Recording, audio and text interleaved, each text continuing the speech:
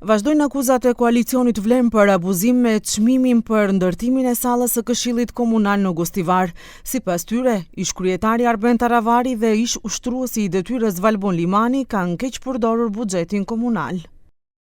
Një sallë e Këshillit Komunal e cila teknikisht dhe funksionalisht mund të ndërtohej me një kosto maksimale prej 50.000 eurosh, është ndërtuar me një çmim skandalos prej rreth 750.000 eurosh. Kjo nuk është gabim, nuk është interpretim, nuk është debat politik.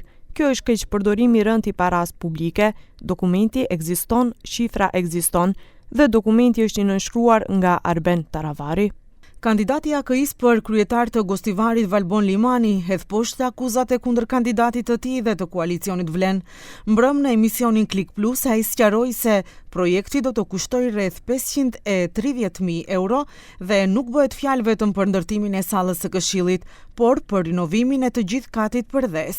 Me sa kam informata, projekti është diku rreth 520-30.000 euro me kontrat, edhe nuk bëhet fjalë përveç për sallën e Këshillit, por bëhet fjalë për gati se të gjithë katin përdes, përfshin edhe qendrën informative, përfshin një qendër të re e cila do t'i shërbejë qytetarëve me toalete, me të gjithë elementet shtesë të cilat i ka, me izolime kështu me radhë, domethënë nuk bëhet fjalë vetëm për sallën, me sistem të ri për votim elektronik e kështu me radhë, mirë po unë nuk do t'hyj në detaje sepse thjesht nuk duhet binë nivelin e zotri Bejtës, prapë do të them qytetarët më së miri e dinë dhe më 11 janar do t'ja japin përgjigjen.